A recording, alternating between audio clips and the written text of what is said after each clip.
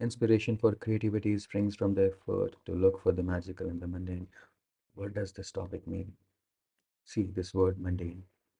The meaning of mundane is something which is very simple, very routine, which occurs to you almost on a daily basis. So, this is what the meaning of mundane is. Now, if I condense this topic, simplify this topic, it would mean inspiration for creativity. It uh, lies in simple things of the life. So, creativity can take place from simple things. Inspiration for creativity, the best ideas, some of the best ideas of your life, they can originate from some of the most simple things that lie scattered around you. So, whichever field you may belong to, you may be a poet, you may be, say, a philosopher, you may be an artist, you may be a dancer, you may be an entrepreneur, or I would say you may be even a politician. Some of the best ideas of your life you can get from the simple things around you. So, in pursuit of creativity, you don't have to necessarily hunt uh, exotic locations. You don't have to scale Mount Everest for them. You don't have to travel to Switzerland. You don't have to go to Burj Khalifa. You don't have to get lost in Amazon forests. No, you don't have to do any of those things. Creativity resides right where you reside. You just have to look around you and get some ideas from there. So, some examples of this, if we take up some examples. Some of the romantic poets, they used to write beautiful poems about birds, such as Ode to Nightingale that was written by Keats. They would write poems about birds, about lakes, about trees, about this na nature life. Now, Nightingale, looking at a nightingale, Keats comes up with a very beautiful idea that uh, he says that this nightingale is not a mortal being. He's not supposed to die because looking at the nightingale and hearing the beautiful voice, he thinks that, wow, thousands of years ago, even the kings and emperors of those time would have heard the sound which I'm hearing. And he's tracing his connection to the past. Now, such a beautiful philosophy or thought, why it doesn't occur to all of us? Because nightingale is something which we all can see, we all have heard of. Similarly, one poem which I often refer in my classes and videos is of Dover's Beach that was written by Matthew Arnold. Matthew Arnold, when he's standing on the beach, Dover's Beach, and he's looking at the French coast, and there, with the rise and fall of the tides and the water receding, the tides falling back, he gets these thoughts as if faith is receding from humanity and we are clashing with each other like midnight armies at the night. So he developed such a beautiful philosophy and poetry, looking at something which is visible to a lot of people. I think a big chunk of population in the world, half or maybe one third, lives around the seashore. But how many of them can come up with such beautiful poems? In India, so many people reside near the coastline. And if not coastline, people may be residing in places like Uttarakhand in hills or in UP near the rivers.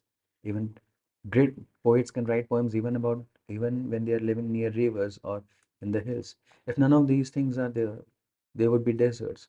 Poets can write poems also about deserts. So creativity can spring from anywhere. Wherever you are, creativity can spring from there, and you just have to look around you. So these are the kind of things that you can write in your essay. And more examples if we take up. And now some examples I'm taking outside the field of poetry.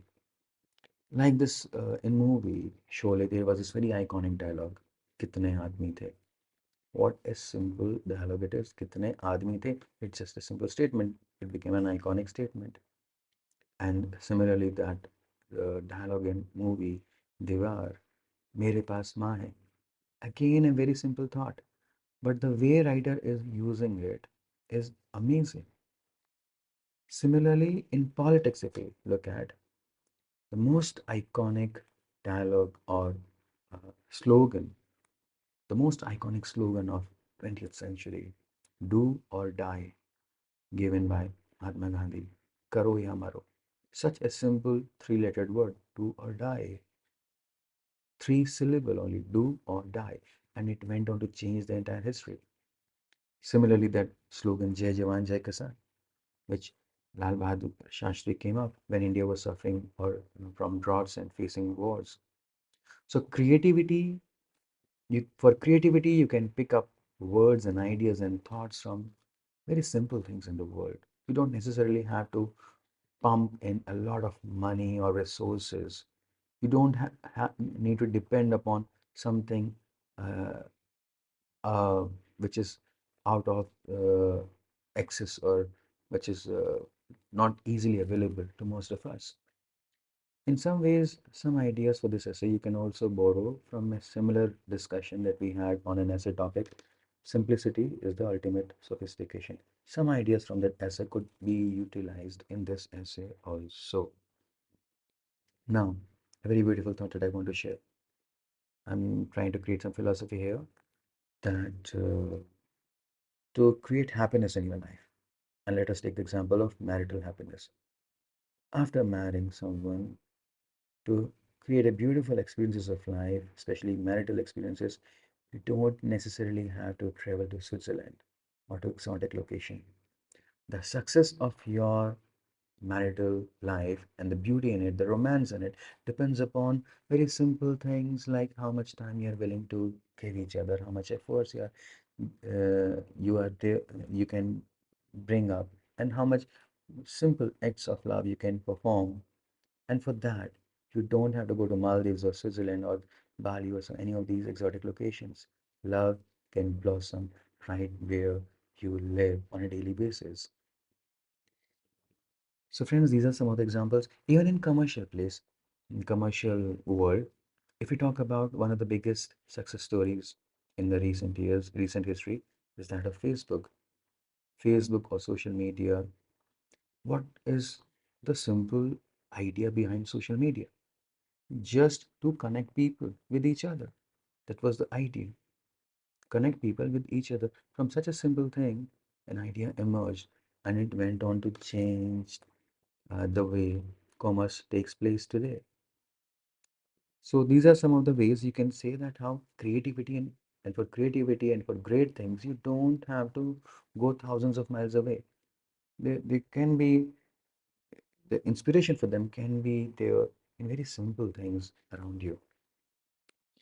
But if indeed creativity, the sources for creativity lie all around us in the mundane things, then why all of us are not so great poets? What stops us from that?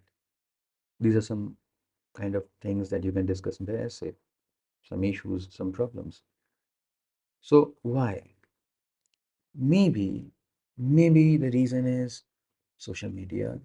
Maybe we have become busy in rat race because we have got disconnected from the nature.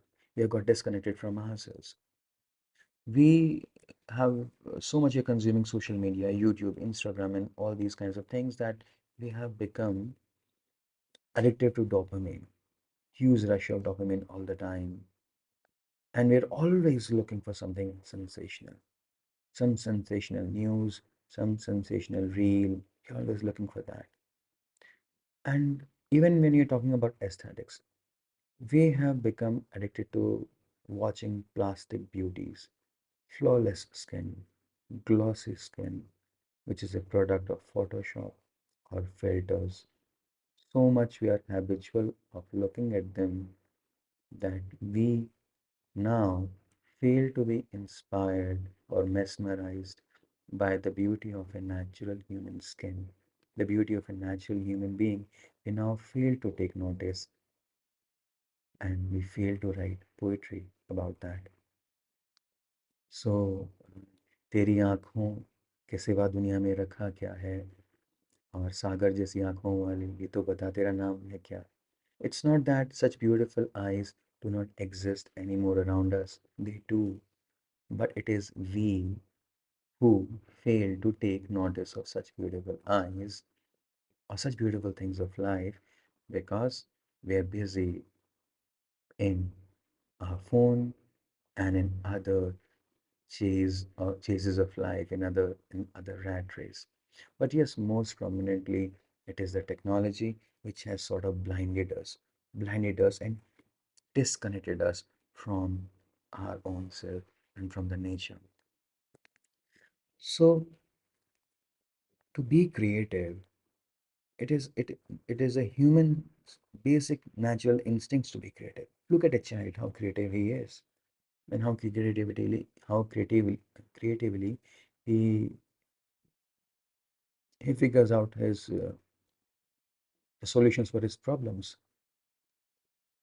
how he draws on the walls. Creativity comes to every child.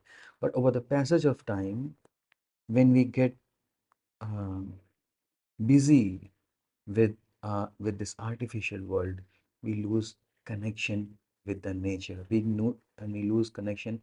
Nature here means not just trees and birds. Nature means our own nature also. We lose connection with that.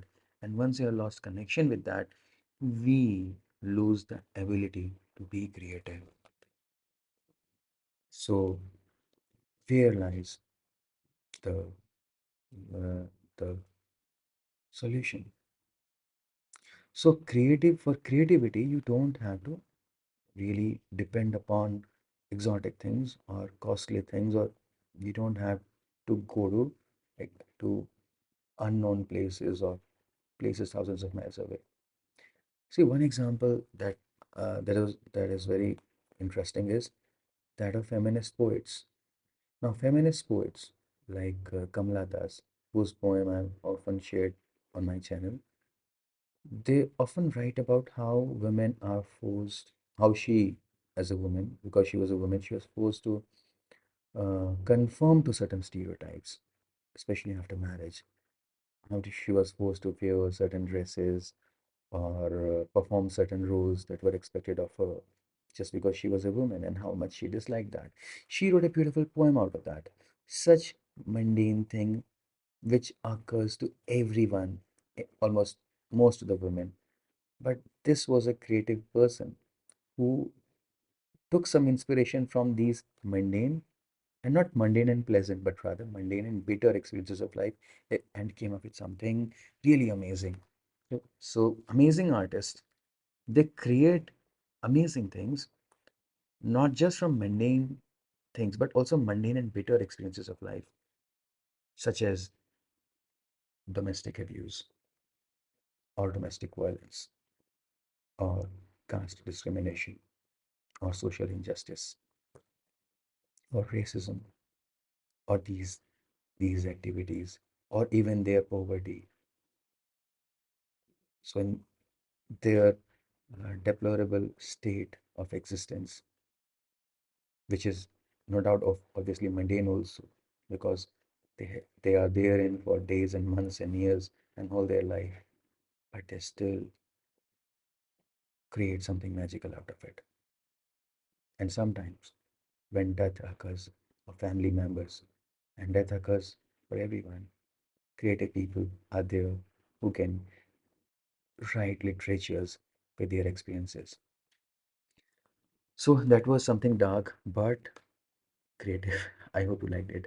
Also, where we are now moving towards an end. So go back to the life which you own, which you are living, and try to do something creative in it. Go sit with the person whom you love, who is there with you, and try to look into the beauty of her eyes or or his eyes, and try to write something magical and get disconnected from this artificial world, from this consumer-based world, which is always trying to capture your mind and always trying to dislink you from the things which actually matter to you and which you are failing to take notice. And if there is no person, and if there is only solitude in your life, then let that solitude also be an inspiration for creativity, as you see in the cases of a lot of poets. So these are some of the things that you could write in your essay, and I hope this was beneficial. So again, to conclude, we could summarize that for creativity, for doing something extraordinary, for generating the best thoughts that have been conceived, maybe in your life or maybe in humanity. You don't have to depend upon something which is beyond your reach, beyond your physical reach or beyond the reach of your resources. You can just look around your life and come up with something magical. So with this, I would end here. I hope this was beneficial to you all. Thank you.